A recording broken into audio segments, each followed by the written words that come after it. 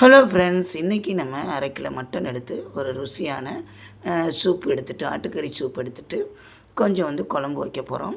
இப்போ நம்ம எப்பயும் போல் நல்லா வாஷ் பண்ணிவிட்டு மஞ்சள்தூள் போட்டு ஒரு தக்காளியை நறுக்கி போட்டுருவீங்க. நறுக்கி போட்டு தேவையான அளவு உப்பு போட்டு வேக வச்சுட்டு, இதுக்கு நம்மளுக்கு சூப்பு எலும்பு எடுத்தாலும் கறி எடுத்தாலும் கொஞ்சோண்டு சூப் எடுப்பேன், பிள்ளைகளுக்கு கொடுப்பேன். இதில் தேவையான அளவு உப்பு போட்டுட்டு இப்போ சூப்புக்கு தேவையானதை நான் எடுத்து அரைக்கிறேன். அதில் ஒரே ஒரு தக்காளி தேய்ப்பேன், பச்சை மிளகா, சீரகம், மஞ்சத்தூள், அப்புறம் நம்மளுக்கு தேவையான காரம் உங்களுக்கு வேணும்னா ஒரே ஒரு பச்சை மிளகாய் சேர்ப்பேன்.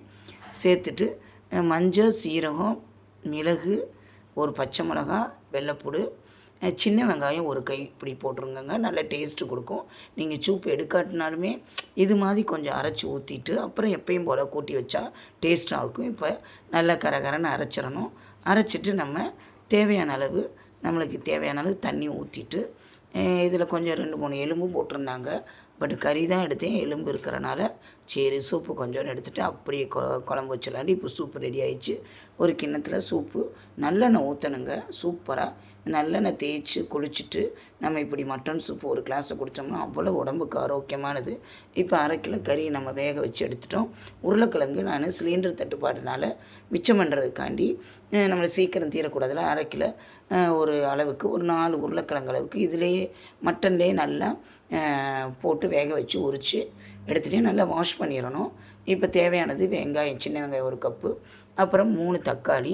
இப்போ கடலெண்ணெயை ஊற்றிட்டு பாத்திரத்தில் எப்பயும் போல் லவங்கம், பட்டை, கல்பாசி, பூ, சோம்பு, கடுகு, உளுந்த பருப்பு போட்டு நல்லா தாளித்து விட்டுட்டு வெங்காயம், அப்புறம் நம்ம பச்சை மிளகாய் 2-3 போடுவேன், கருவேப்பிலை போட்டு நல்லா தாளித்து பொன்னிறமாக ஆகவும் நம்ம ஒவ்வொரு பொருளாக நம்ம எடுத்து வச்சுருக்கதை சேர்த்து நல்லா வதக்கணுங்க.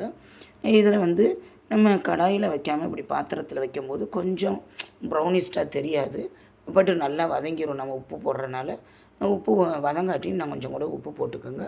தேவையான அளவு கொஞ்சம் உப்பு போட்டு இப்போ தக்காளியும் போட்டு நல்லா வதக்கி விட்ருங்க. வதக்கிட்டு நம்ம இஞ்சி பூண்டு பேஸ்ட்டு போட்டு 2 ஸ்பூன் எடுத்து வச்சுருக்கேன்.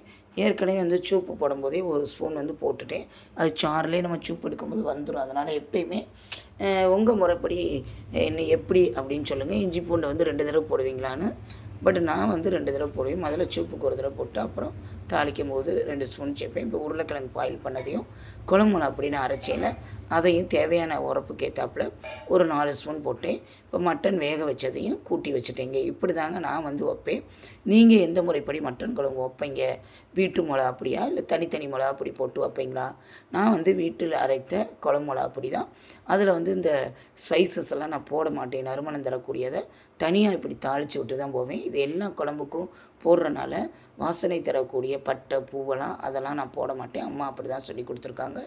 புளிக்குழம்பு எல்லா குழம்புக்கும் சாம்பாருக்கும் போடுறனால அந்த ஃப்ளேவர் அதில் வரக்கூடாது அப்படின்னு சொல்லிட்டு இதுக்கு தனியாக அப்படி தாளித்து விட்டு கூட்டி வச்சு தேவையான வச்சுட்டு இப்போ டேஸ்ட்டு கொடுக்க ஒரு கை சின்ன வெங்காயமும் தேங்காய்ச்சலும் வச்சு, இது தாங்க சீக்ரெட். எல்லோரும் நீங்கள் மட்டன் குழம்பு வைக்கலாம். பட் என்னோடய மட்டன் குழம்போட சீக்ரெட்டு டேஸ்ட் குழம்பு மிளகா அப்படியும் ஒரு கைப்பிடி சின்ன வெங்காயம், தேங்காய் லாஸ்ட்டாக அரைச்சி ஊற்றுறதாங்க. பட்டு கசகசா பொட்டுக்கலையெல்லாம் வச்சு அரைக்க மாட்டேன். என்னோடய குழம்பு மிளகா அப்படி நீங்கள் அரைக்கிறத பார்த்துருக்கீங்க. நல்ல கரகரன்னு நைஸாக அரைக்கணும். நீங்கள் எப்படி அரைப்பீங்கன்னு கமாலில் சொல்லுங்கள். திப்பியாக நைஸாக. இதுக்கு மீன் குழம்புக்கும் மட்டன் குழம்புக்கும் கொஞ்சம் நைஸாக அரைச்சிடுவேன். அரைச்சி இப்போ தேங்காய் விழுதை நல்லா சேர்த்துட்டு நல்லா தெக்கு நல்லா கிண்டி விட்டுட்டு நம்ம தேவையான அளவு நீங்கள் தண்ணி சேர்த்துட்டு அப்படியே கூட்டி வச்சுருங்க. ஃபுல்லாக மொத்தமாக இப்படி பண்ணி மிக்ஸ் பண்ணி வைக்கிறதுக்கு கூட்டி வச்சிடணும்னு சொல்லுவோம். இந்த முறைப்படி தாங்க. நம்மளுக்கு கெட்டியாக கிரேவியாக எப்படி வேணும்னா இதோட ஸ்டாப் பண்ணிடுங்க. இன்னும் கொஞ்சம் வேணும்னா கொஞ்சம் சுடுதண்ணி இருந்துச்சுன்னா கொஞ்சோன்னு சேருங்க. ஓயாமல் பச்சை தண்ணி சேர்த்தா அந்த டேஸ்ட்டே கறி குழம்பு டேஸ்ட்டே போயிடும். அதனால் அந்த கறி தண்ணி இந்த கறியில் இருக்கிறது தேங்காய் கழுவுனது அதாங்க. தேங்காய் கழுவும் போது ஒரு டிப்ஸ் சொல்கிறேன். இது மாதிரி கொஞ்சம் மூடிட்டு இப்படி நல்லா ஆட்டி விட்டிங்கன்னா தேங்காய் ஒட்டி இருந்தாலும் சீக்கிரம் வந்துடும். இதான் ஒரு குக்கிங் டிப்ஸுங்க, தெரிஞ்சுக்கோங்க. இப்போ எல்லாத்தையும் ஊற்றி மிக்ஸ் பண்ணி ஒரு 5 நிமிஷம் மட்டும். ஏன்னா பொடி எல்லாமே நம்ம வறுத்து அரைச்சா தான். ஒரு சில பொடி வறுக்காமல் அரைப்பாங்க. பட் நான் மோஸ்ட்லி எல்லா பொருளும் வறுத்து அரைச்சி அந்த சூட்டோட சூட்டாக அரைச்சனால நல்லா வாசனை கொடுக்கும். ஒரு குழம்பு மிளகா அப்படி போட்டு தேங்காய் போட்டு ஒரு 8 மினிட்ஸு வந்து கொதிக்க விட்டாலே போதும். அந்த எண்ணெய் தெக்கு வந்தோடனே நம்ம எப்பயும் போல் ஃபைனலாக மல்லித்தழையை தூவி ஃபைனல் ஸ்டேஜில் இறக்கலாம்.